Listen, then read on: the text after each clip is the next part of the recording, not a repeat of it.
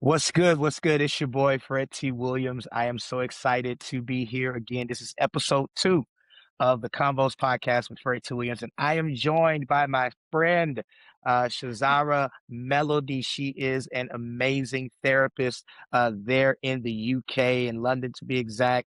And so I'm going to introduce her. This episode, first, let me tell you, we're talking about something very powerful. So y'all go ahead and get your notepads, tune in, get yourself ready, take the deep breaths that you need to take beforehand because the conversation might get deep. You lost yourself trying to be loved. Now, if you ride in the car with somebody that you lost yourself, Mhm. don't start looking upside their head. Don't just stare at them. Don't. All right. But that's what we're talking about. You lost yourself trying to be loved. So again, I've got with me Chaz'ara Melody. She's a therapist. She's the founder of Peace of Mind Counseling Service there in the UK. She provides counsel to individuals, couples, family therapy, alongside mentoring, grief support groups, behavioral consultancy, and she's also got a history in ministry with pastoral work as well as with in the education system with London secondary schools. And so I'm gonna pitch it over to her and let her tell you a little bit more about herself. And we're gonna jump into our convo. Chaz'ara. Oh, I'm so glad to be here. I'm so glad to be here and have a conversation that has been Yeah. way, way overdue. I think you've said it all. I have worked for the last 12 years in secondary schools in London. Hmm. We call it a head of year over here. I'm not sure what it would be equivalent to over there, Hmm. but that's dealing with everything in terms of well-being, behavior, exclusions, attendance, safeguarding, and ensuring everything that happens outside of the classroom for young people is okay. Yeah. Along with that, I've been running my counseling business, providing individual therapy, couples therapy, and doing a lot of grief work. But what I found is that bridging those two worlds together, my main goal is just connecting with people, helping with people Yeah. find their peace of mind, find that emotional regulation, and not just through the things that I've learned studying in university, but through my own life Hmm. experiences. I am the That's kind of good. therapist that's going to disclose. I am going to sit with you and let you know that I've Wow. walked with you in your journey, and I'm going to help you walk out of your journey because I found, That's good. especially doing therapy, a lot of people don't want to just be listened to. They want to be told, how do I deal with anxiety? How do I Mm, deal with heartbreak? When I've that's lost good. myself, how do I heal and keep moving? Not just That's listening to good. me and just reaffirming or recounting what I'm saying, but what do I need to do to get out of this mess? So a lot of that That's good. is sharing a lot of the steps that I personally had to go through in my life's journey that we'll get into today, and using that to That's help good. young people, using that to help clients, using that to help couples. Um, and yeah, my whole journey, my whole work in what I do is about restoration. So that is Awesome. that is my aim. Awesome. Now, Yeah, not only that, but you also co-host a therapy podcast, which I I think is pretty do. absolutely amazing. The therapy spot. Tell us about that. It's so interesting because with my co-host, Scotty, amazing, amazing man. During lockdown, he used to post during lockdown, I think what 2020 it was now. Hmm. He used to Yep. post videos that would just be sharing about mental health and well-being and fitness videos. And Wow. I thought to myself during that time, this is probably one of the only Wow. British or UK black men that I'm seeing online posting about looking after your mental well-being, posting about getting black men Wow. and black women into therapy, and just posting about our community. And I connected with him from then, and I was just a silent admirer, like I was with you back in the Yeah. day with your poetry, and just supporting in the Wow. background and liking the post. And when I started Wow. posting little therapy videos, um, he saw some of my work as well, and then he reached out and said, "Look, I've been looking for a co-host for another therapist to jump on board, Wow. especially a That's woman to just amazing. help me balance it out." Yeah, so I said, "You know what? I've been following Wow. you for years." And it's only since Wow. I've recently been posting, we connected and we've been doing the therapy spot, and it's been amazing to see people's transformations, people's stories. Um, and how therapy has helped them, or how just talking and encouraging people and ideas coming to life, and trauma and tragedy. We've Wow. covered so It's many amazing. different topics, and yeah, it's been incredible. So I'm really Wow. grateful for that opportunity. Wow, that is absolutely amazing, man. Listen, listen. So you see, she's not just somebody that I just brought in the conversation who can't speak to these things. This is literally what she does for a living. And so Let's just dig in. Let's just dig into the conversation. And so, I'm gonna tell you all something as we start this conversation that may hit you a little different. Some of you didn't get hurt in relationships, and we oftentimes look at our relationships and we say they hurt me, they hurt me. You didn't get hurt. You disappeared completely. You were Mm. non-existent in the relationship. You became who they needed. You became what they wanted. You adjusted to keep them. You shrunk down, and just so they could feel comfortable, so you didn't have to lose them. And somewhere in the process, you realize you lost yourself completely. And so I want to frame just this first part in talking about the identity aspect of Mm. a lot of people don't enter relationships whole. And so that also has to do with how you approach and how you engage the relationship, because sometimes um mama used to say it like this: people only do what you allow them to do. Okay. They only do what you allow them to do. And Mhm. so, Mhm. when you enter relationships hoping that you find somebody that completes you, what they end up doing is projecting onto you whatever they want you to be, because you don't yet know, or you haven't accepted who you Yeah. are. And so, what are your thoughts on that? What are your thoughts on that, Shara? I think that line that you just said, when you enter a relationship hoping that someone will complete you, that's where we often go wrong. Wow. Wow. And that's the understanding that I have now. You have to Mm, be as whole as you can be before you enter a relationship. It doesn't mean perfect, but it means whole, where you're not looking for someone to fill a void. You're not looking for someone to yeah. complete you. You're not looking someone to be your other half, like half Yeah. of you is missing. But you Yeah. there's a wholeness that you know yourself, you know what you come with, you know what you're about, you know what your boundaries are, your non-negotiables are, you know your likes and your dislikes. There's been many times where I've sat with couples and they're expecting their partner to know things about them that they don't even know about themselves. And I'm Yeah. like, Wow. make it make sense. When you Wow. really hear it, Yeah. make it make sense. How do we have this expectation for Yeah. somebody else that didn't grow up with us, may not have the Wow. same cultural awareness, same background? Yeah. We've lived two completely different lives, but we That's expect real. them to know us better than we know ourselves. Wow. That's an unfair Wow. expectation, and that is Wow. a lot of the things that we can sometimes do when we get into a relationship. And don't get me wrong, I know what it's like when you meet someone, you feel like, oh gosh, like this is my person, and they just complete me. Yeah. And all of Yeah. that is beautiful. All of that is beautiful. And I understand that. But it's Mhm. when you're looking for that person to complete you, where you don't feel whole by yourself, where there isn't that contentment in singleness or being alone or Mm. understanding yourself and loving yourself. And you feel like I can't get to that fullness of myself without meeting somebody else. I Mm. Wow. I don't know about that. Wow. So what you're Yeah. basically saying is, when you get into this stuff and you start locking down, what do they like? What do they respond to? What version of me will keep them? And Mm-hmm. you realize that you're not being authentic. There's that epic tension moment where you Yeah. wake up one day and the person that you bent over backwards for it's like something happens and a switch goes off, and you don't like yourself. You don't like who you are with them, even though they Mm-hmm. love who you are, because who you are caters to who they are. But you don't like Absolutely. who you are. You lost yourself. And that's why I've Absolutely. seen a lot of women after divorce, they always go on this path of rediscovery.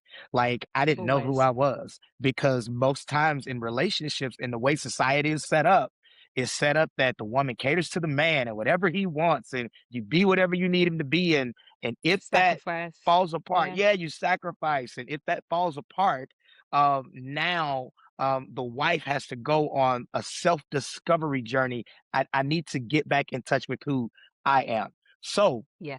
I would frame it with this. I wrote my little notes down. You know me, I'm gonna write my little notes down. I'll frame it like this. So anything you become to keep someone, you will have to maintain to keep them. So anything that Mm. you become, or rather to get someone, you have to Yeah. maintain to keep them. To keep And that. it becomes Ooh, exhausting. And what do you absolutely. do? What do you do? And I think there are so many people, even today, we look at it, um, when relationships explode. And it's not just romantic relationships, family relationships. And I know Mhm. you may have heard this in some of your therapy sessions with your clients. I know I've heard it life coaching. I've heard it in ministry. People, I Mhm. did so much for them. Yeah. And it's like the wake up call, Yeah. like, but I did so much for them. I did this and I did this and I sacrificed it. I. And Mhm. I think we become a society that is so big on acceptance and not so big on identity. If I know Mm. who I am, I wouldn't fight so much to be accepted. Because most of Yeah. the times when we're fighting to be accepted, we're fighting to be accepted into rooms that most likely we are not necessarily supposed to fit in. But if we knew who we were, we wouldn't be trying to That fit part. in those rooms. So let's go That even deeper. part. Let's go even deeper. So Mm. we're dealing with the whole identity. Um, like what are some things that you've noticed? I would say even in your sessions with your clientele, and just in life in general, maybe personal experience that you've noticed are red flags when it comes to you losing yourself in a relationship. How can you identify that you are losing yourself in a relationship? It's so interesting because it will be different for each individual. And this is why That's it's good. so important. It's That's so good. important to know about yourself because you That's will be, good. and especially those around you as well, will know when you're going off track, will know when you're losing Mm, yourself. I would say when a level of excuses start to be made about certain things that are happening in the mm, relationship, where you're excusing certain behaviors and you're not seeing it mm, from what it should be, where you're doing life out of the fear of losing the relationship rather than this mm. isn't meeting my standard. This isn't meeting my Wow. boundaries. Wow. Sometimes the fear of being alone or the fear of Wow. having to start again, the fear of Wow. having to rebuild, the fear of having to bounce back can often Wow. keep us That's good. trapped in relationships where we are losing ourselves. Mm. We're losing ourselves, we're Wow. losing our identity, we're losing what we think even relationships should look like. And we're in something and we're like, this doesn't even look like what my heart desires. This doesn't Mm. even look like something that I would want my children to have. This doesn't even look like Wow. something I would encourage my Jesus. girls or my friends to stay in. And we'll Yeah. be in it, but this isn't something that we advocate for. So I think for Mm. individuals, when you look at the things individually for you, you will start to notice. You will start to Mm. notice when you That's shape good. shift and someone else's dreams and desire. Don't get me wrong, there's seasons where you have to be supportive of what makes sense in the moment. Right. But you Right. see sometimes where someone's whole dream and whole purpose now becomes a distant memory. Yeah. Everything Yeah. now Oof. becomes focused on this Oof. person. And for a lot of Yeah. women, that could be I've got thrown into motherhood and I'm in my nurturing bag and I'm raising Mm. the children, I'm raising family, I'm doing this, I'm doing that, and their life gets put Wow. on pause Yeah. whilst they're building and they're in that stage and that's a beautiful stage. But then they get so thrown into that their whole identity pulls away. And then the relationship Mm. starts to suffer because then years later they're like, who am I? Outside of being a mum, outside of being a wife, outside Yeah. of doing all these duties, I've That's forgotten good. what I'm like. And sometimes relationships start to suffer where people start to lose their identity in That's their good. relationships and lose themselves. Sometimes it's not just in the red flags, Mm. it's in normal everyday life, work, burnout, Mm. ministry, raising a Wow. family. We're losing Wow. ourselves to all these things and that's a conversation that Wow. needs to be had. It Yeah. is. It is. Yeah. Wow. Wow. That was a lot. That was, man. There's so many avenues I can go down with everything that you Hmm. just said there. You said um, there are times where compromise is necessary um, Absolutely. for what's the most productive at that moment. But Absolutely. and then you said sometimes after that compromise is made or life happens and you get thrown into situations. So Hmm. how do you now navigate being thrown into situations like you said motherhood for instance you had a career let's say she had a career even him he had a career goals dreams but the priority of being a father the priority of being a mother now it causes the dream to sort of like take a back burner for what's happening. Um, and I know in our society, they may not like me for saying this. Ooh. I'm the type of person that believes if God gave you a dream, that dream is supposed to happen, and that it is not about you don't kick that dream to the side because life happened. You find a way to make Mm, life work so that you can that still is it. fulfill that dream. But I think what happens for so many of us is that we become so engulfed. That's the word. So engulfed with the new switch up, the new change, the new responsibility, and we Hmm. forget that thing, and that thing becomes it, and that thing is directly connected to our purpose. And I think even Yeah. when we dig deeper into the whole identity aspect, when a person loses themselves to be loved, and we started this conversation by saying becoming what others want you to become. um, I became a mother.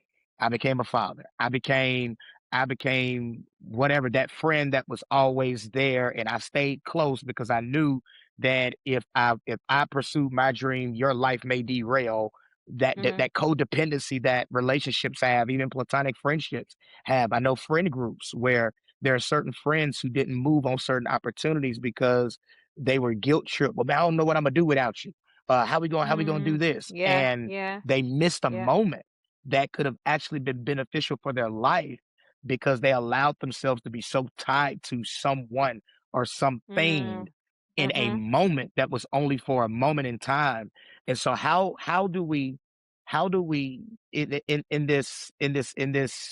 this thing, because I know I haven't mastered it. I honestly I can say I'm not at the place where I'm losing myself trying to be loved.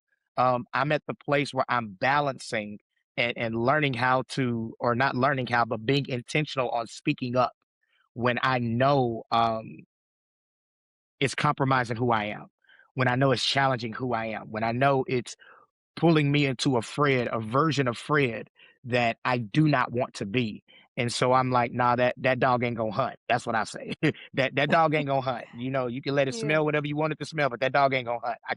I can't do that one because I'll coin it as protecting my peace, which in turn Mm-hmm, is me saying I'm gonna keep my life in alignment with God, my purpose, His plan, and this path that I've been on for 20 plus mm, years with a yeah. goal in mind. And so everything else that comes, I've got to make it work and make it adjust somehow um, to fit. So let's go real life. Mm, Let's go real life. Let's go real life. So when you've ignored things that bothered you because you don't want to lose people, you stay quiet. When you should have spoken up because you don't mm, want to avoid conflict, you don't want to be alone. So now you're in mm, something that doesn't feel right. You're in something that doesn't feel right. How how mm. how do you deal? How do you deal? Watch this, with the grief associated with losing yourself in relationships. Yeah, we That is turned the so corner on that one. interesting. I have never heard it put like that before. How do you deal with the grief associated with losing yourself? I think Mm, that is why I remember when you mentioned earlier that you said after divorce, you said so many women go on that self-discovery journey. And during that self-discovery journey is when you actually have to deal with the grief of the you that mm, you lost mhm, and mhm, rediscover the you before the mhm, relationship or before the marriage, before the kids, before the mhm. whatever, Yeah, rediscovering and then rebuilding on top of that. Um, and I think a part of dealing with that grief is really getting to know yourself. And I'm not talking yes. about the likes and dislikes and the baseline things. I'm talking taking accountability for the ish that you bring into situations, Uh-huh. taking accountability for the parts that you're not good at, looking at what part of my childhood or my trauma or the experiences that I go through, how has that contributed to the relationship? How has that Yeah, contributed to where I am now? How has that contributed to how I love myself and what I'm willing that's to good. accept and what I'm willing to allow into my life and how I'm allowing myself to be treated? What a part of me Mm, needs to take responsibility in looking at that and dealing with that and being intentional about fixing the areas of my life that needs to be fixed. I always say to that's good. people, anytime I talk about, and I don't talk about it often, but anytime I Hmm. share about divorce, if someone asks me what was it like going through divorce and Yeah. what happened and blah blah blah, I always Yeah. ensure that I take accountability first of the part I had to play, the role Yes. I had to play. What would it have felt like being in a relationship with me at the time? I was a dismissive Mm. avoidant in terms Wow. of attachment style. I was very Hmm. conflict avoidant. We're not arguing. I'm gone. Hmm. You can argue with yourself.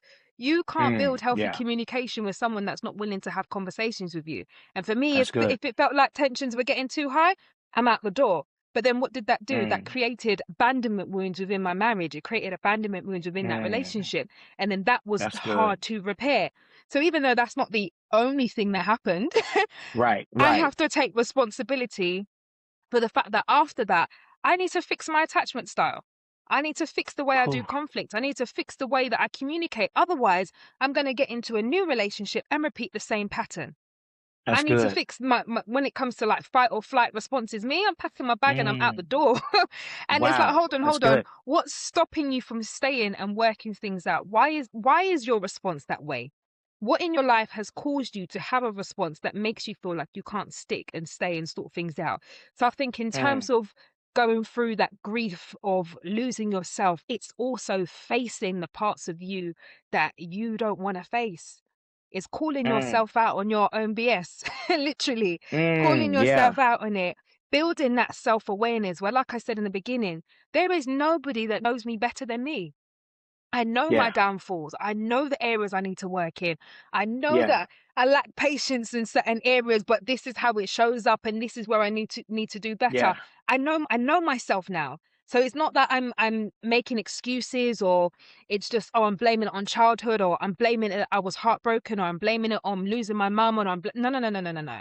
I take Yeah. accountability That's for good. who I am, who That's I show good. up in the world, what I do, what I say, how I behave. I take accountability for that. So part of That's good. rediscovering yourself is knowing yourself, understanding yourself on a level where can't no one tell you something about yourself that you don't already know. That's good. That's good. Wow. That's, man, listen. Whew. And I understand the whole divorce aspect. I've been there myself. And, and I was the guy that went on a journey of self-discovery. I know most Yeah. women do. I was a Yeah. guy that did it just like, all right, let Good. me let me find out who I am. Let me find It's out who I needed on really both am. parts. Yeah, because when relationships, and watch this, not even just relationships, not even just marriage per se, but friendships.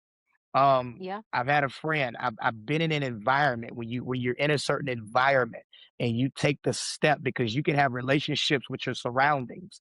You can be in a toxic relationship with your environment, where your Wow. environment shapes your identity. You always have a certain type of people around you. You're Yeah. always in a certain type of room. And I found myself in that. And right before the pandemic hit, I had to go on this whole new journey of self-discovery. It's like the Lord led me, was not like that is what happened. The Lord led me on a journey, Mm, pulled me completely out of the world that I was in and said, okay, mm. hey, I need you to step away from all of this because you're All of it. identifying with all the wrong things. You're identifying with all the wrong things. And I think even now in this conversation, this is a good time for you to just take a minute, just take a minute and pause and think. Like, what are you Mm, identifying with? What's absolutely. present in your life right now that has Yeah. literally shaped your identity? And if it's not there, you're not you. What thing have you attached Hmm. yourself to in that sense? I know for me, being honest, it was church. That's really what it was. It was church. My marriage bowed down to church. I didn't say my relationship with God. I said church. There's a Mm. difference. Come There's a on. difference. People may not like me for saying this, but it's okay. It's Talk my the show. truth. Look, Yeah. it's my show anyway. Change the channel. But there is a difference between my relationship with God and the Yeah. actual church work. There's a difference. Yeah. And the church work does not come before your marriage. And I don't care what pastor tells you it does, they're lying. It does not work that way. It does not work Mm. that way. And so the neglect that was done in my marriage when my last marriage, I'm married again, thank the Lord, he allowed me to do it again. But in my last marriage, I know, right? She's amazing. In my last marriage, here's what happened. At the end, we did an exit interview with each other. Like we literally did an Mm, exit interview with each other. What type of husband wow. was I? What type of man was I? She asked what type of wife was I? What type of woman was I? Um, Mm, I had one check in a bad column. She said, "You prioritize the church over your family." That stung. That was like, ugh, it stung. And the false reality that we have that we have often for those, mm, and I'm just going to zero in on those in ministry, I that get we it. Yeah. have is that we are so lost, we get so caught up in the work and we build our identity in the work that we forget the responsibilities that shape the character necessary for the work that we're doing. Wow. And so I miss the Wow. fact that how I govern my marriage, it also determined the character that I showed up with as a preacher. How I Mm, governed my communication with my wife and kids, it determined how I showed up and how my communication was governed as a leader in my church. And so when you put leading in your church over leading in your home, communicating in your church over communicating in your home, you've already failed. You've failed and you've fallen into the toxic pit that's called religion. Like you failed. And so mm, it is important that we understand. And I'm not saying leave church, do all that. I'm saying put everything in its proper place. Put everything. everything in its proper place. If you're always That is telling your such an child, important yeah, conversation. yeah, Hmm. yeah. Like if you're always telling your children you can't show up for them because you got to be at church. Ooh, Yeah. something got to No, change. If no. you and your wife can't ever have a Bibs. date night because you always got to go preach a revival, something got to change. That part there, and I think this is something that I will share on, because I Yeah. always celebrate my parents, because I grew up as a PK. Mhm. My parents were, well, my dad still is. My mum passed away in 2021. But they grew up, and I've always been a PK, always been in church. But the thing about my parents is I knew that their marriage was a priority, the family was a priority. So That's when I good. grew up hearing horror stories of other PKs and Yeah, them yeah, feeling like they were yeah, in competition yeah, with their yeah. parents over the church and all of this, I was like, God, that's not Mhm. my testimony. My parents aren't like that. My dad never missed a school play. My dad picked us up every day from Wow. school. He took us to the park. He was present, present, present. Same as mum. And they, what I shared is like in we call it primary school. I think you guys call it elementary. Mhm, Mum would yes. work full time and dad would work part time in the church, so they could balance which parent was present. And then they swapped over when we went to high school, secondary school. And then mum was more present because my mum was the disciplinarian. So she was the one that was like, yeah, teenage years, let me handle that, because she was the Yeah. disciplinarian in that regard. And then they swapped home and dad worked full time and they were still doing ministry whilst doing all of this. But they were so intentional with how we built family and how they prioritized their marriage. So Yeah. when I got married now and I saw Mhm. that ministry and other things were more important than what it felt like to me, I should say, Yes. than what we were Yes. trying to build at the time in the early stages. It was like, but this is not what I've seen. And I am a PK Wow. and I grew up in Wow. ministry, but this is Wow. not the reality of what I've seen. So I'm not expected to go into a marriage and have ministry be number one when we're trying to just cleave and Wow. understand and knowing each other. So I couldn't get my head around that, because I'm like, I know if we go this way, it ain't going to work. I Yeah. know that we have to go this way, but you're trying to navigate and balance and figure things out. And you're like, this ain't going to work. This ain't going Yeah. to work. Wow. Yeah. Families crumble. Wow. Children end up resenting the church. Children end up resenting their parents for ministry, and marriages break down. Mhm. Or they've got a marriage in public, but they've got no marriage Mm. behind closed doors. They That's don't good. like each other. They don't talk to each other. They don't go on date nights. They don't do nothing. And I Wow. remember in the early stages, a lady in our prayer team came to us and was just like, "You guys need to go out on a date." And every week there was different excuses of why we can't, why we can't, why we can't. But we could plan prayer Mhm. meeting, we could plan prophecy meeting, we could plan this, we could plan that, we could plan everything, but we couldn't Mhm. go on a date. And then one day she said, Mhm. "Look, here's £100, go out on the date." And I'm just Wow. sitting there like, okay, because sometimes you just gotta Yeah, You just, yeah, you just, yeah, just, yeah, yeah. I but get it. you have to be intentional because, like I said, you will lose yourself to Yeah, even the things that you think God is calling you to. You will yeah, lose yourself to it if you don't understand priorities and boundaries and yeah. balance. That's good. That's good. That's good. Hmm. That's absolutely good. And so it's like I you felt said like that you was heavy. had, I was gonna try to go past this, but I gotta go back to it. You said you had an actual example of how it should be. So when Absolutely. what entered your life didn't reflect what you knew it should be, that made Hmm. you uncomfortable. And unfortunately, because on the flip side, so many have the example of what it shouldn't be, and they Yeah. perpetuate the bad example because it's all they know. And so Yeah. they now live in that mode. And we could even take that even and from church to life, friendships, Hmm. relationships, how parents communicate with children and things of this All of that. nature, how parents operate. It's this thing because I've seen actual in this whole subject of losing yourself to be loved. I've Mm. seen parents lose themselves trying to love their children in a way where they let their Mm. children do anything, say anything, go anywhere. Mm. Discipline is scarce, and they're Yeah. more interested in being their child's friend than being their Yeah. child's parent. And then they're mad when the child Talk it. rebels against them, and they're Yeah. like, "But I did all this for you. I did this. I did that. I did this. This." Yeah. I don't believe. I don't. I'm just from that persuasion because my mom never did it. Parents should never call roll to their children of what they did parental. Like I just because one's the adult, one's Mm. the child. So it's the whole Hmm. the calling role. Like you should never. But I believe that there has to be some sort of foundational communication there to say, Yeah. um, that this is love. This is what love looks like, to create the stage that this is what love looks like so that we're not dealing with a lot Absolutely. of broken adults who don't know what love looks Absolutely. like. And in turn, they may be listening even now. You may be listening to this podcast even now, watching it on YouTube, however you're viewing it or listening to it. And even now, you're thinking about your whole life.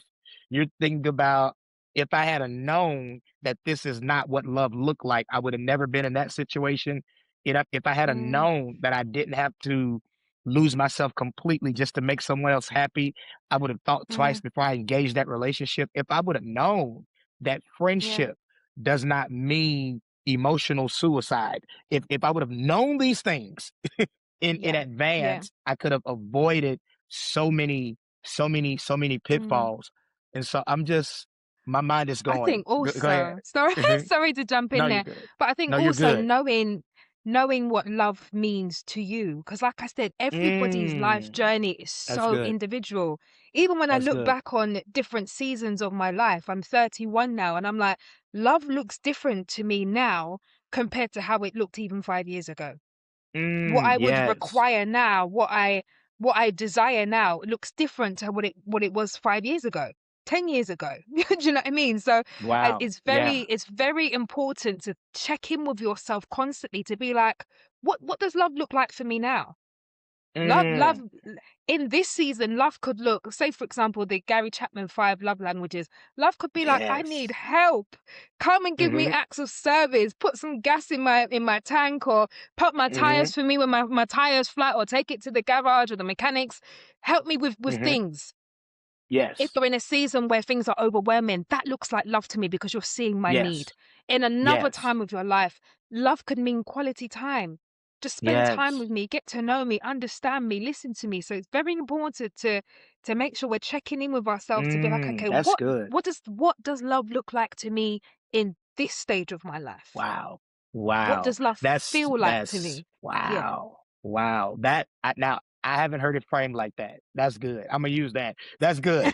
What does love look like Yeah. to me at this stage of my life? Because I'm Yeah. not who I was 5 years ago. Absolutely. And so Absolutely. we can even speak relationships with entrepreneurs. I'm an entrepreneur, you're an entrepreneur, you know, the whole aspect that there are sometimes late nights. early mornings.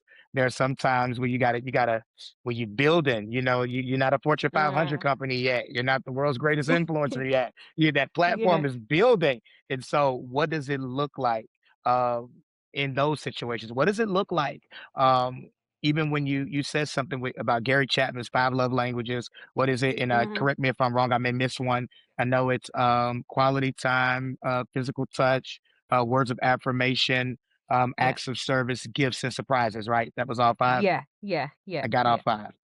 I did it. Gary, if you're watching Yeah. this, I remember. And And you know so, what? There's one that I uh-huh. saw on, I think it's a website called Blossom Up or something like that. And Hmm. there's about eight that they found, because I always thought to Mm, myself, there's something missing with what it is that I look for in relationships. And it had things mm, like emotional connection or doing activities together. So it kind of just mm. expanded on the Yes. five and broadened it to eight. Yes. And when I saw that emotional connection one, I said, that's what it is in this season of my Wow. life. What I need, that makes me feel loved, is having emotional connection. That's And I'm good. like, that's That's different good. from receiving gifts or just spending quality time. It's That's good. connecting on another level, that I'm like, this is what's been missing, and this is what I now Wow. need. But a couple Wow. of years ago, or even, yeah, a Yeah. couple of years ago, when I was in my Yeah. dismissive avoidance stage, I didn't need no emotional connection. That Right. And that's how I can look at myself and be like, girl, you have Yeah. healed. Because Yes. in my dismissive avoidant era, emotional Uh-huh. connection was not something that even crossed my mind. I'm not Yeah. interested. I was very, very black or white. It didn't Yeah. go any further Yeah. of that than me. And Yeah. healing broadened me and opened me up to so many other parts of myself that were kind of just locked and shut away. Where it's like, now I can connect with people on a deeper level. I can have Yeah. conversations like this where it just flows from one thing to another, where I can talk Yeah. about past experiences, and it's a healing conversation. It's not a I'm throwing shade or I'm throwing daggers or I'm doing this, that, and the Yes. other. It's like, no, look at the healing journey that's here, and let me help others Yes. walk on this journey as well. Yes. And that's Mm, something because you know when you're healed, when you can talk about past situations with truth and accountability. So I don't have to yeah, lie. And I don't have to throw yeah, throw throw the blame on a person. I can speak the actual realness of what the situation was, and I can give an account for absolutely. what I did to help that situation become what it was. And so that's so powerful. That's so powerful. Mm. Man, wow, my head is full. I'm like, oh my goodness, this is a good conversation. Yeah, she like this all the It time, so is. this is cool. Like man, this is good. I think um I think I want to turn a corner real quick. I think when it comes to the concept or the idea of losing yourself to be loved, um, Mm, let's make it even more interpersonal. Um, mhm, how those moments. I'll use myself for an example. I'm a creative by nature. I'm normally always very in touch with myself. I'm a very introspective person, so I'm always examining my thoughts, examining my behavior. Sometimes well, not sometimes, all the time I'm my worst critic, and so I'll mhm. review how I handle situations when arguments are done or tense moments are encountered. I leave the moment not thinking about what they said, but thinking about what I said, I what I said. didn't Mhm. say. How did I Yeah. is what I said in a way that provoked that Mm, response from them and so on, or what could I have done? And sometimes that's healthy, sometimes it's bad. If you stay yeah. there and you become so consumed with it, and it became bad for me because I became consumed with it and I found myself um in that sense losing Mm, myself to be loved and accepted by people. Um that I honestly felt at that moment in that time period, it was like if I was honest with how I felt, would they mm, still love me? If I was honest mm. about our conversation, would they still want to be around Fred? If I was honest in reality Yeah. about what I thought about their actions, would they still consider me a Yeah. friend and a brother? Or would I just be one of them other dudes? Would I be other people now? With the bond that we Right. forged over years Mm, instantly fade, or is it going to stand the test of time? And I've seen scenarios play out where I've seen those bonds fade, and so for me, um, I would be the guy, and I hid behind this scripture, and it is so wrong. I hid behind this scripture, "A soft answer turns away wrath."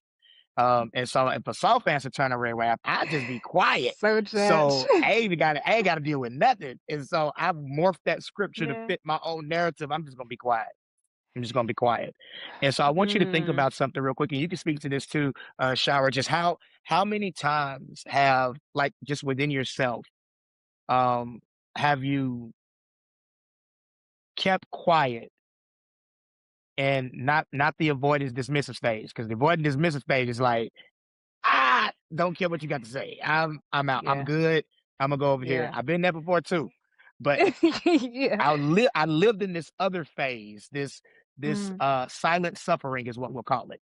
We call it silent suffering, where you've been in scenarios, you've been in situations, friendships, romantic relationships, work environments, because it happens at work too, where Yeah, absolutely. there is a cage you almost feel like you are in, that if you speak, it will provoke more controversy or more tension Mm. or more stress. And so to be accepted, to be able to move, to be loved, to fit in that zone, you suffered silently. Can you speak to that for a moment? Whew. I think it's interesting because in my natural way of being, I'm a Mhm. peacekeeper. So Yeah, sometimes, that's true. even if that means abandoning my own opinion on something just to keep the peace in this situation, to avoid the Mm, conflict, I know that that's something that's that I good. will do. However, with growth and with the help of God, obviously, it has helped me to learn how to communicate in ways where I don't have to abandon myself. That's good. I can That's good. communicate in a way where, and it doesn't always need to be something immediate. Sometimes it's like, Yeah. okay, do you know what? When's the best way to approach this situation? When's the Yeah. best way to Yeah. communicate in this Yeah. situation? How do I navigate doing this? And finding a Yeah. way to ensure that I'm not going through that process of just abandoning myself. Yeah. Wow. So I would I That's would I good. would say communication. That's good. That's Communication. good. That's good. Yeah. That's good. I want to take this conversation so many other places. Communicate, because communication. All right, we're gonna segue for a moment, child. Communication. Mhm. When it comes to losing yourself, to be loved, Mm. communication. So, um, when you're, I'm trying to frame this wording right. How would you say, um, how do you communicate? And I'm just gonna throw this example out because somebody may be identifying with this. How do you communicate in an environment where what you say is consistently diminished? Ooh. How do you navigate communicating, and you're not free yet to just adjust and leave or move around, or it's a relationship with history, or it's a situation, and you see the potential, you see what it can become. And that's a funny word, potential. Let's keep that in the bag. We go circle back around to that. But you see the Yeah. potential of what it could be. You see, um, but when it comes to the communication aspect, um, it's not valued. How do you handle, Mm. being in situations where, you want to communicate, you are communicating, but like I said, either your voice is diminished or what you are communicating isn't valued? How do you navigate that tension? That's difficult because I've been in that Hmm. situation and I Hmm. understand. I'll share that being in a situation where you could be uncomfortable about something that someone is doing and you're constantly communicating and you're finding ways, should I speak to the people that are around them, their mentors, their this, their that, because Mm, this is uncomfortable. But one that's good. thing that I would say that's helpful is getting clear on what it is that you want to say. Sometimes Mm, in the heat of the moment, our mind and our thoughts can go everywhere. and we start to tackle everything else that is going on apart from the thing that is right here. So sometimes it could be, and being practical here, having bullet points of A, B, C. Mm. This is That's good. this is this is the clear thing that I need to communicate. And even when they're trying to diminish it, you're bringing it back. This is the points that I'm making. That's good. And it's That's setting good. it. And one thing that I always speak about, it's funny because I always tell my clients, this is probably going to be the thing that I'm known for, because every client that I have that comes to me, my thing is, what are your non-negotiables? Yeah. Because I'm like, if I knew what my non-negotiables were and had it framed to me like that in my early Mm-hmm. 20s, I probably wouldn't have got married. I probably wouldn't have gone through a lot Mm. of the heartbreak that I went through. If I had it figured out in my head, this is the things that I'm not willing to negotiate on in my That's life. good. And as you Wow. said, That's powerful. friends, family, relationships, workplaces, nobody can't come and talk to me wicked. Do you understand? When you're talking to me, you Yes. talk to me with respect. When I'm dealing with my teenagers and they got attitude, and I'm like, hold on, you're talking to me now. Because my Yes. non-negotiable is nobody on this planet is going to talk to me in that kind of way. Otherwise, you just won't have access to me. It's as simple as Yes. that. If you want me to Yes. listen to you, there needs to be a level of respect here, because I'm going to talk to you with respect. Yeah. So when it comes to things like that, is holding your non-negotiables. What are they? Yeah. Being clear Yeah. on your communication. So when Mm. someone's coming to diminish you, or someone's coming to undervalue you, or just completely dismiss what it is that you're saying, you go back to your non-negotiables and you compare it. Is it hitting That's this? good. Is this That's good. something that I'm willing to compromise on, where it's not a non-negotiable, but it's something I'm willing to work through? It's something that it's a rough patch. It's something that I'm willing to That's good. negotiate and work through. No problem. Then it's in this pile. Babe, I'm not Mm. appreciating when you said this or when you did this. This is something we need to work at. And even if it's diminished, you're like, okay, cool. I'm going to bring this back to you again. Maybe the timing was off, and when I brought it, maybe there's a better time. Relationships go through different seasons. Sometimes we have to be mindful of when to bring things to our partner to get the best responses. For Yes. example, Yes. if Yes. you know your partner is not a morning person, don't try and have big conversations with them in the morning. It don't make sense. But Yes. sometimes, like, we can be impulsive. We want to get it off our chest and we're just ready to go. You're going to hear what I've got to Mm. say, but it's not appropriate at that Mm. time. That's Whereas if good. we're able to have that emotional regulation and control that impulsivity of me just needing to say what's on my mind, we may That's get a good. better response. So sometimes That's it's good. kind of looking at, okay, let me know my partner. When is the best time, or anybody, when is the best Mm-hmm. time to bring this to them? When is the best time to approach this Yeah. with them? And Yeah. letting them know this is a non-negotiable. This is something I'm willing to work through. If you're going to continue to do this and it's hitting my Yeah. non-negotiable, we're Yeah. going to have to revisit a conversation about no access to me, because I'm not willing to Mm. negotiate with someone That's that is good. going to diminish me or dismiss me or whatever it is that your non-negotiable is. And that's That's what I mean. good. When I say non-negotiable, I mean there's no negotiating. That's I shared good. this, I was in a relationship last year and I made it very clear Mm-hmm. to the person that I don't do lies. 'Cause I said, Yeah. I'm a person where you can come and talk to me about anything. That's one Yeah. of my life's missions. I don't want anybody in my life to feel like they're going through a situation and they've got no one to call. You can call Shaz. I will go to Mm-hmm. my grave with so many people's secrets, because they know Yeah. in a difficult time I've called You can be Shaz and I've trusted. spoken to Yeah. her, and she's been a safe space for me. So I'm like, if I can show That's up like good. that for the rest of the world, I'm showing up like that with my partner. Now, when it Yes. came out that there were things that I wasn't aware of that had been brought to my attention, it wasn't a negotiation. We have Yeah. nothing to talk about. I don't need closure. It's a non-negotiable. So Yeah. that's it. Yeah. Yeah. We move Yeah. on. Wow. Block, delete, move on. And what I say to people That's is, good. yes, it's going to hurt, but your heart will heal. That's good. That's Your good. heart will heal. And I said, That's sometimes you good. have to, when you're Woo. fighting your head and you're fighting your heart, I'm like, you know Woo. what? Go with your head, your heart will catch up. When I had to make the Woo. painful choice to file for divorce, I was Woo. in agony for 7 weeks, praying and fasting and Mm. trying to figure out, should I do this? Shouldn't I do this? What should I do? Da, da, da, da, da. Wow. And I was like, you know what? It's a non-negotiable for me. It can't be me and another woman walking the same planet thinking we belong to you. It's a non-negotiable. But it took me 7 weeks for my head and my heart to catch up. Yeah. My head knew it was a Wow. non-negotiable. My heart weren't ready to take that step yet, and it took 7 weeks, but we got there. Yeah. And when we got there, it was like, okay, done. Okay. Yeah. We keep Yeah. it, we keep it Yeah. moving. We keep it moving. So I Yeah. think when it comes to things like that, we Wow. have to be on it. We have to be on it.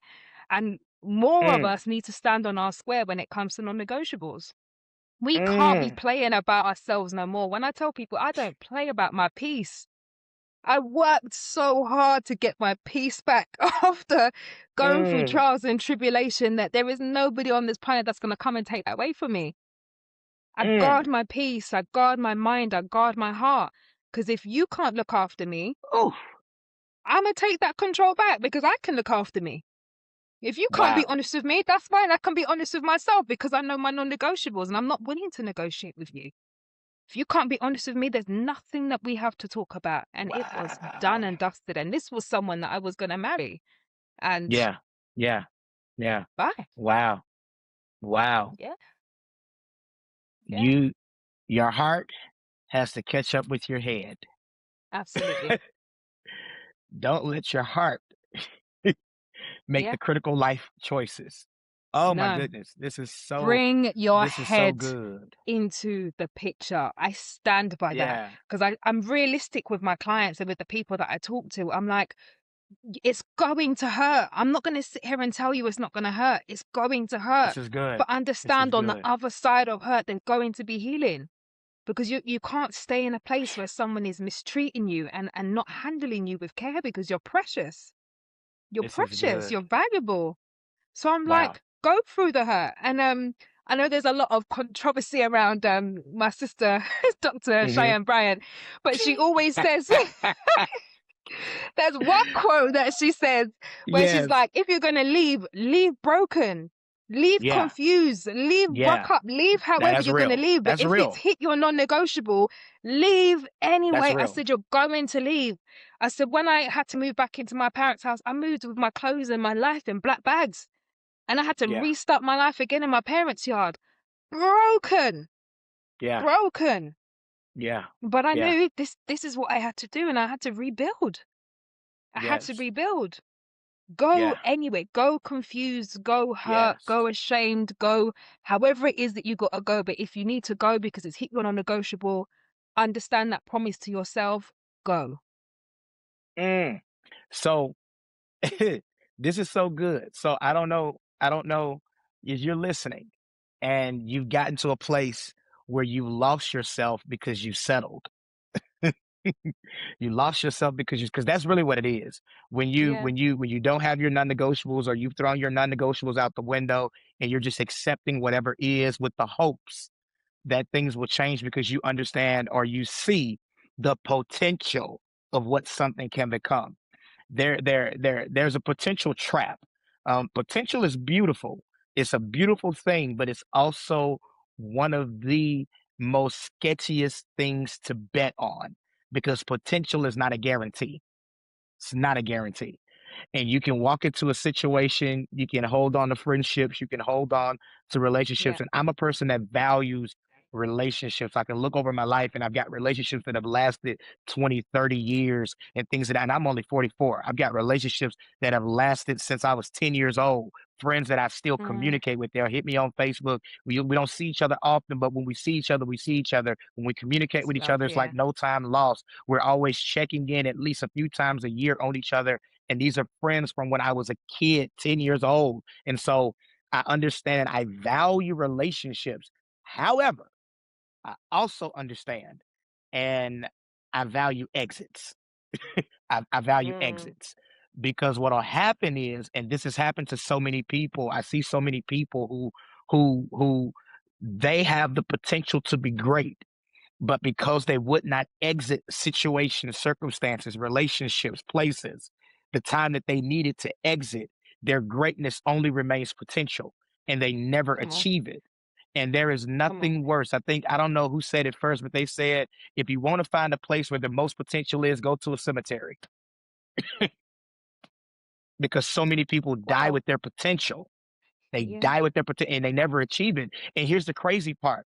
potential is just as much as in you, but it's cultivated by the things that are around you. So the relationships that you are Absolutely. in determine your level of potential. The relationships that you are in determine who you show up as, how you grow Yeah. up, how you glow Yeah. up for my ladies, how you progress to the next section. Because if you don't Come have on. anybody, you don't have relationships that challenge you, if you don't have relationships that push you, if you don't have relationships that tell you the truth, if you don't have relationships Mm, that actually honor you and who you are and who you are going to become, you'll never become absolutely. who you are supposed to be. And so I move. Ooh, Woof, you'll never become who you're supposed to be. valuing exits. Value Mm, exits. You got to. If you don't value exits, you'll die in the place that you are in. Nothing new can come until something old leaves. that. Let's look at seasons. The leaves fall off the tree in the fall. Wintertime, the ground hardens. There are no leaves growing in the wintertime. The trees are barren for they start fall, they shed their leaves in the fall. They go through a whole season of complete barrenness.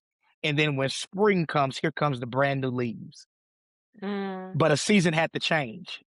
Something come had to on. exit. Something had to shift. And if there are no shifts or changes or exits in Come your on, life, sir. you'll never be Yeah. able to receive the things that God wants you to receive, that your life Mm. is positioned to receive. So let's get honest. Let's get honest real quick as we wrap this thing up. Let's get honest. Can I just jump in there? No, go ahead. Go ahead, Just jump please. in quickly. Just when you're talking about the season shifting, I remember a particular moment where a season shifted for me. I remember I was Hmm. saying that when I was going through separation, I was fasting, I was praying, and I was believing God to restore this marriage and all of this Hmm. sort of stuff. And I remember sitting with my dad, and I had Hmm. kept a lot of what was going on away from my family because my dad had just been Hmm. diagnosed with cancer.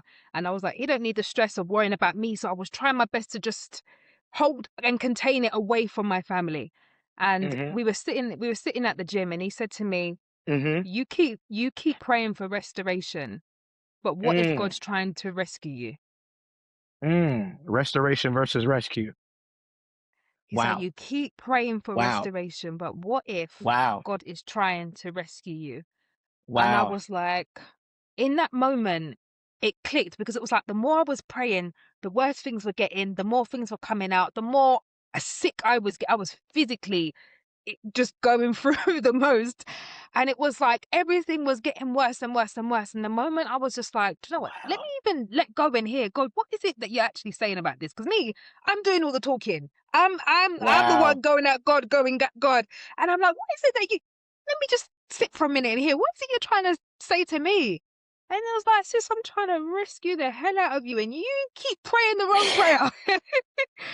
And Woo! listen, it was a transforming moment for me because I Wow. never thought that an exit could be a blessing. I Mm, never th- I never saw that's it that good. way. I never thought that an exit could be a healing because I had people telling me, "Oh, your generation gives up on marriage too quickly," and this I won't even give out too much, but there was all of this stigma and all of this shame, and it was like, Yeah. I don't want this to end. This is not Yeah. my heart's desire. I got married till death. But one thing Yeah. I'm not going to do is be a church auntie telling someone to stay in a place that's killing them. You could Yeah. physically see I weren't well. You could Yeah. physically see that this was tearing me apart. And it was just Yeah. like, what I'm not going to do is give this advice to other Yeah. young people or other young men and young women that are going through situations because actually God wants to restore us, and sometimes restoration does not look Mm, like the way we think it looks. And I'm yeah. not someone that's sitting here Mm, advocating for divorce. I advocate for right. marriage.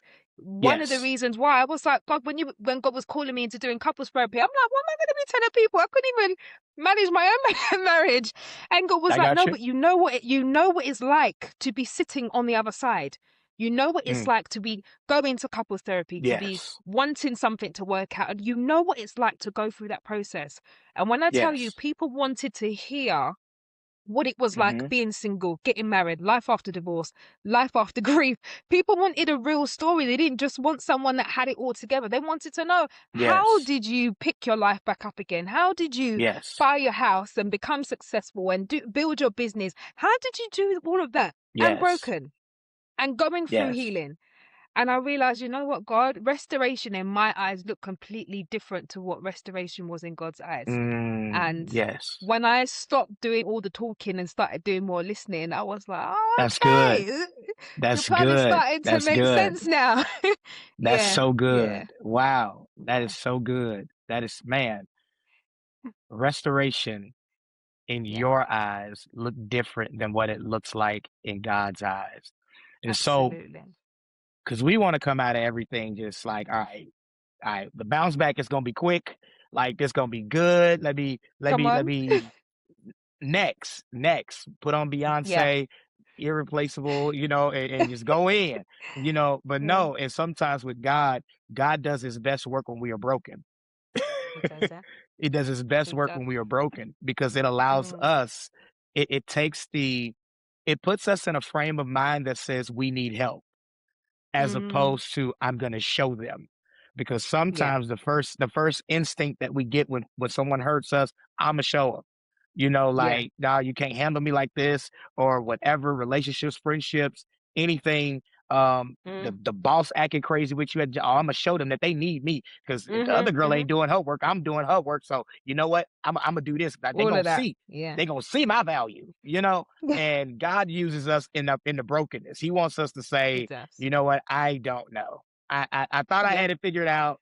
I thought I yeah. was all that in the bag of chips, but the way he playing with me, I might just be a hostess cake. Different. I don't know what I am. The way I thought I Yeah, was a 5-course meal, but the way he playing with me, I might just be a gas station treat. I have no idea. I just know that this is not my reality. I don't like it. And so yeah. God deals with us when we're vulnerable and we're He open does. and we're honest about where we are, Yeah. what's going on, all of our hangups, our isms. He deals with us best in those situations. I want to go back to Mm, something that you said about the non-negotiables. I think yeah. we have to get to that place too. What we said is standard. Standard is not a curse word. Absolutely. It's only an offensive word to those who don't respect you. Mm-hmm. Standard. Standard. I want you to get used to standards and boundaries. Those are not two bad words. Those are healthy words. And the only people who will not like those words are those who do not respect you and those who do not value you. You have to have a standard and you have to have healthy boundaries. They are necessary Absolutely. for you to keep from losing yourself in situations, to keep toxic cycles from repeating themselves, Yeah. to keep yourself from being the person that's always constantly in recovery mode. If you're Mm, always in recovery mode, that means at some point a boundary wasn't set or it wasn't clear or it was not enforced. And so that goes back to the mm, non negotiables. I got to have a standard absolutely. that this boundary is in place. And I don't Yeah. care who you are. I don't care how Yeah. great your words are. I don't care how you look. I don't care how much money you got. I don't care how great the opportunity seems. If it Yeah. does not line up with this non negotiable and this boundary that is in place, then that Yeah. means I can't do it. I can't do it. And 100%. so, yeah, I've gotta be intentional. So let's Mm, do this, y'all. Let's do this. Let's walk through this because I believe in every episode after we have these type of conversations, I never want you to just leave with information without actual advice or strategy that will help facilitate a healthy transformation for you. Because I think we're great at getting information. The internet is full of information, and I think what we're mm, lacking, what's keeping us in these toxic cycles, is the transformation necessary. And that's literally just the applying of the information so that you can see the outcome the information speaks of. And so, how do you get yourself back? Let's deal with that. How to get yourself back? I would say first, and you could just throw in any that you feel would fit, mm-hmm. Shara. I would say the first would be get honest about where you disappeared. Get honest about where Yes. you disappeared. When did you Mm-hmm. stop being yourself? And what did you ignore? Like that's for me, that's the first step. I gotta get honest about because that's the root. Yeah. Where did I disappear? Yeah. And Yeah. when did I stop being myself? What was that moment Mm, that I held my tongue when I know I should have spoken up? yeah. And I'm living Yeah. in the aftermath of that moment. Like when did I stop being Absolutely. myself? What did When I did I stop ignore? What choosing myself as well? shoot, yep, when Mm, did I stop choosing myself? When did I stop? Yeah. We. When did I stop choosing myself? When did I, you know, y'all might not like, the Bible said that the only, when it comes to having things before, God said, thou will have no other gods before me. But he never said, put people before you. Mm. Uh-oh. It's a little scary, huh? Mm. You're Make you preaching. think. He never said, put other people before you. When he Yeah. talks about us, the word advises us to not think more of ourselves than we ought to. But he never Yeah. said put everybody else's needs and thoughts and emotions and happiness and satisfaction before you. Matter of fact, I was sharing with the church Sunday, whatever day we're recording this. So it was yesterday, time we're recording this episode. And I was sharing with them, growing up, I felt some type of way when on the airline, they would tell you to, in case of an emergency and the oxygen deploys, first secure your own oxygen, your own mask to your face. I felt some Before you type of help way as a others. child because it's my parents' job to take care of me. And I felt some type of way. So you telling my mama to make sure she good first before she check on me. But then I realized something when I became an adult. You are no Yeah. good to anybody if you are broken down, miserable, Come on. too tired, Mm-hmm. too exhausted, burnt out, dead, whatever the case may be, if you're Yeah. not taking care of yourself, how are you actually helping anybody? So Absolutely. when did you stop choosing you? I put it on Absolutely. that same level of airplane safety. When did you stop securing your oxygen mask to your own face first Mm. before you started issuing everybody else oxygen, making sure they can breathe? Wow. Mm. And I think going into that as well, when it comes to Hmm. choosing you, I think sometimes we have to be honest about when we're avoiding ourselves. Mm, Sometimes we are so engrossed that's in good. trying to be everything for everybody else, be everything for our partners, and be the best mum and the best wife and the best father, the best husband, co-worker, all of that. But we're doing it to That's good. avoid facing ourselves. So sometimes some of the behaviors is I'm going to throw myself into these roles because I don't want to face myself. I don't want to That's good. look at that trauma that's really going on. I don't want to heal from what happened in Mm, my childhood or what I previously have gone through. So I'm just going to patch that up and throw myself into other things. So I think part of and it's part of the journey that I had to go on as yeah. well is really facing yourself. So part of Mm, choosing yourself is facing yourself and that's not good. avoiding the things that That's are good. hard, but That's really good. going there. I always say to people, therapy can be difficult, but it's the journey where when you get through those difficult stages, you're like, you know what?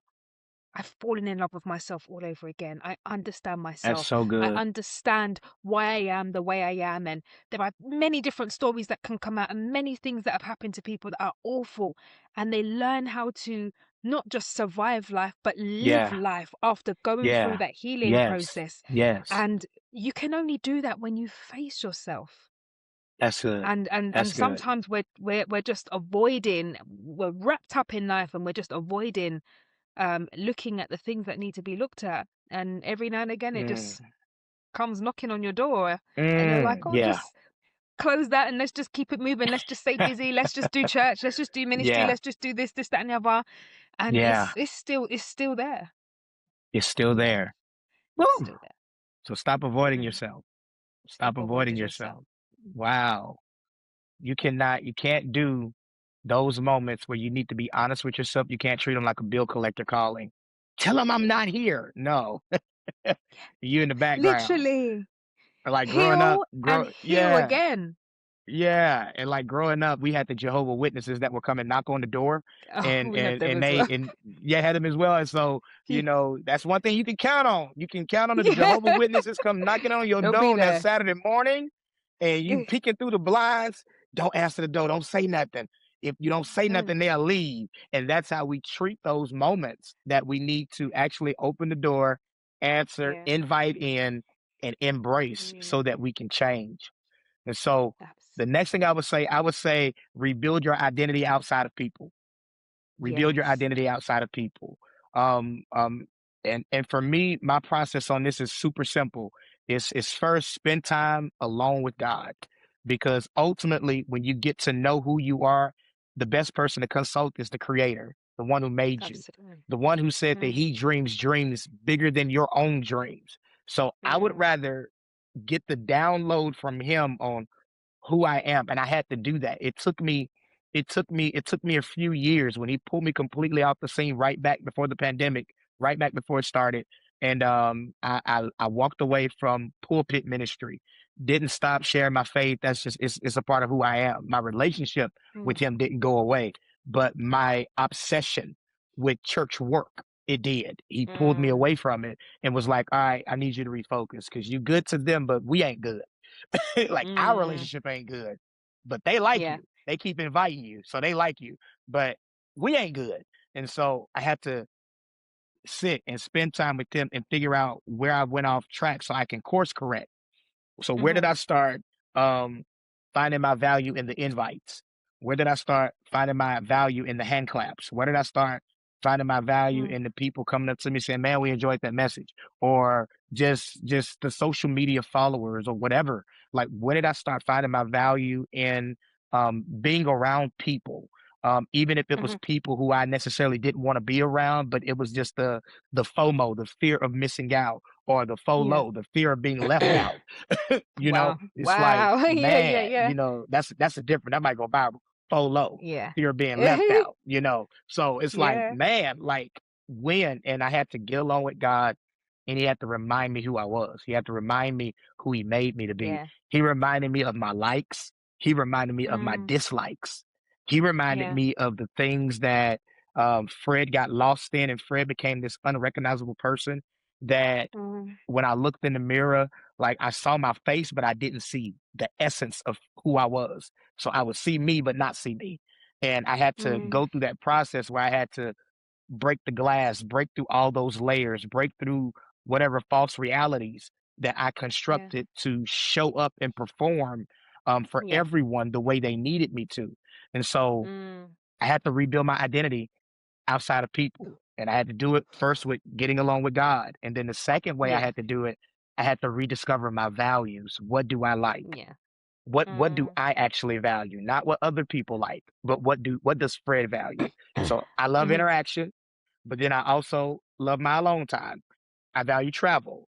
I value deep and meaningful conversations. I cringe at surface level conversations. They make my back itch because I feel like you're wasting my time and I'm wasting your yeah. time and we just said a whole bunch of nothing. Like I'm a communicator, can't you tell? So I Yeah. believe and I value that deep Yeah. connection.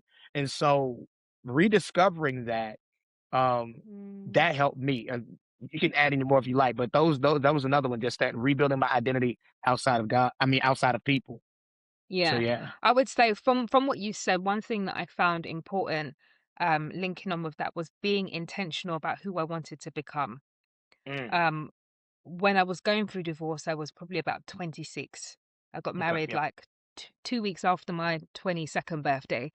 And I Mm-hmm. was going through divorce about, yeah, I was about 26. And I thought Mm-hmm. to myself, by the time I'm 30, who do I want to become? What do I want my presence to feel like around people? What Yeah. kind of energy do I want to have? What kind of Yeah. reputation do I want to have? What kind of character do I want people to Yeah. think about when they're describing me? What is it that I want them to say about me? Yeah. And I became very intentional about investing and doing little things every Yeah. single day to become Yeah. the woman that I wanted to be at 30. I wanted to be That's soft. I good. wanted to be gentle. I didn't want to be another bitter black woman. And I was like, I wanted That's my good. energy to be warm. I wanted to create a home that people felt safe in. I wanted my tone to even soften as I spoke. So I That's good. invested. I was intentional with who I wanted to become. And then I invested in who I wanted to become. So I would go to That's seminars. good. I would listen to podcasts. I would go to therapy. I would listen to, Mm, I'm not really a book reader, but I will listen to books. I And got you. I would, yeah, I'm an audio learner. So, and I would find other women that had been on a journey of Mhm. transforming their identity where they didn't look like what they'd been through. I didn't want to That's look like good. a divorced woman. You know, there's some women you look at, you're like, That's you know, good. that woman's been through hell. I didn't want that to be my That's good. testimony. I didn't want no That's one to good. look at me and think this woman has been That's real broken. good. She's been mashed up. I said, That's that good. can't be me. I said, when you Yeah. look at me or when you experience being around me, you need to feel love. You need to feel wholeness. You need to feel warmth. You need to feel that Mm. when you're around me. And I became Yes. intentional about ensuring that my energy and my presence brought that. But every single day it was showing up. It was showing up to therapy. It was reading the books. It was investing in myself. It was paying attention to what my needs are, paying attention to Mm. my body. When do I need alone time or when do I need to be recharged? When am I giving out so much and when do I need to be poured back into? When are those seasons Yeah. where it's just about pouring back into myself? And Whew. I was so Mm. intentional that by the time I'm 30, I'm giving myself 4 years. By the time I'm Mhm. 30, this is the woman that I want to become. This is what I want to have and this is who she needs to Wow. be. And That's glory good. be to God, I'm that Yeah. woman now. I I'm that woman now. listen, boy, if we was in church, I'd tell them to hit cue up the organ. Man, listen, I and that's am that real. woman now. That's It's real. That's real. real. And that's It's and the crazy part, real. I was witness even to that process. You've So I seen can it. truly You've attest seen it. to like, yes, like this is how it was, and this is who you are now. It was like you set the goal. And Yeah. so that's for anybody that's in a relationship, in a situation, you got a career that may be the thing that you lost yourself in, you got a marriage that may be the thing that you lost yourself in and it ended, or it may be still existing, it may be still on life support and you're this other person, like you're showing up a zombie in your own marriage. And whatever the case may be, your Mm. relationship with your family, you're looking at it, you can course correct, but Yeah. you gotta have the hard conversation and you And you gotta got to be face the hard intentional. truth Mm-hmm. and you gotta be intentional. You gotta be honest. You gotta be Yeah. honest. And here it is, you gotta stop performing. You have to stop Yeah. performing. If they only like the version of you that isn't Mm-hmm. real, that's not your person. Yeah. If they only like the version of you that isn't real, that's not your friend. Yeah. And if, watch this, if you presented that to them and that's how you entered things, because oftentimes we blame the people for liking who we showed them who we was. We let Yeah. them meet our representative. Let me say it like that. We showed them our representative and they fell in love with our representative. And you'd be like, you don't really know me. Well, did you ever show them? Did you ever give them an opportunity to truly know you? Mm-hmm. And so you have to even be honest in that situation and say, you know what? Forgive me Yeah. because I thought this is what I had to do and this is who I had to be for this Mm. relationship, this friendship, this whatever. This is who I had to be. Um, and I don't have the energy to keep up this performance anymore. I can't. Is draining me mentally, It's it's beyond draining enough. me Yeah. emotionally, and I'm about to lose my mind. I'm about to pull out all my hair or do like Yeah. Britney Spears did and just go my shit and just shave it all off because Shave it I'm off. losing myself. So because I don't know what to do. Did that. I'm Yeah. about to do something, you know? And so Mm-hmm. you've got to Mm-hmm. even be honest in that and have that difficult conversation and say, you know what? Yeah. I apologize for never being who I really am with you Mm. and then introduce Mm. them to the real you. If it's a relationship that you value, that you want to keep, introduce them to the real you. I would even say Absolutely. the relationships that you have that you've only allowed them to meet your imposter, because we're gonna just call Whew. it what it is, your imposter, Mm-hmm. because it's not Mm-hmm. really you, Mm-hmm. it's a fraud. Your fraudulent self. Um, give them an opportunity to meet the authentic you, and then you go Yeah. from there. Also, you got to understand that they have to now grieve Yeah. who they thought you were based on who you told Mm-hmm. them you were, based on who you kept Whew. showing up as. And see, this is This is what they would good. call being relationally intelligent. And it Yeah. requires a level of maturity because Yeah. at the core of being mature, there will always be honesty. You cannot Mm. be mature without being honest. Honest. You need it. Mm-hmm. And so be mindful that you don't start playing victim in a situation where the other person is actually the victim. How are they a victim? They're a victim of your con. You conned them. Oh my God. You conned them because you You showed could them have this is who set I some am. people. This is who I Yeah. am. Man, they're gonna get mad, but Yeah. that's you. You con people. You have literally Yeah. conned them into believing you are something that you are not. And you Mm. now being tired of keeping up the con, you're breaking down, and now you Yeah. gotta be honest. So don't Yeah. get mad at them. you have to have compassion towards them because you duped them, you fooled them. What they say, bamboozled, Mm, hoodwinked, you did that. And for whatever reasons, you got to make sure you identify with the reason that made you think that that's how you needed to show up in the first place.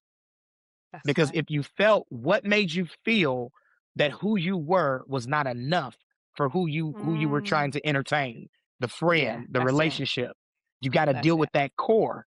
Because what'll happen is if you never deal with that root, you never have that difficult conversation about that dysfunction, you'll repeat the cycle. You'll look up Yeah, and it's easy to you slip will. back into it, you know? So yeah, it's a lot of people out there that done This is con some folk. I've yeah, been guilty. yeah, I'll be yeah, yeah. honest. I've been Because guilty we of con that. You know ourselves why? sometimes. Hmm. Man, I've been guilty. I've done it with myself and I've even done it with others because I showed up as who they wanted Fred to be, but I knew that wasn't who Fred really was.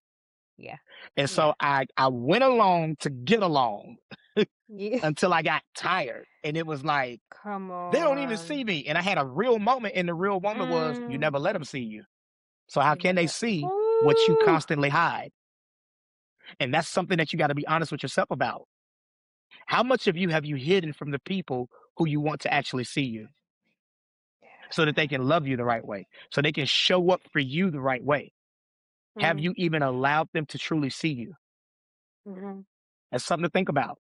And the last one I It is got, something to think set about. Go ahead. boundaries immediately. Immediate Yeah. set boundaries immediately. My mama used to always tell me this, and I have found it to be true. I feel like Bobby Boucher on Waterboy. I keep saying my mama say it. My mama used to always tell me this. She said, people, she said, people will treat you how you allow them to. You have to teach Yeah. people how to treat you. Yeah. You have to teach them. And I heard you say something earlier, Shara. You were like, you can't come talking to me wicked. I got a You non-negotiable. can't. It's not gonna work. Like that's Yeah. communication over, relationship over, everything over. You done messed up already. You started this thing wrong. Yeah. You're not even talking right.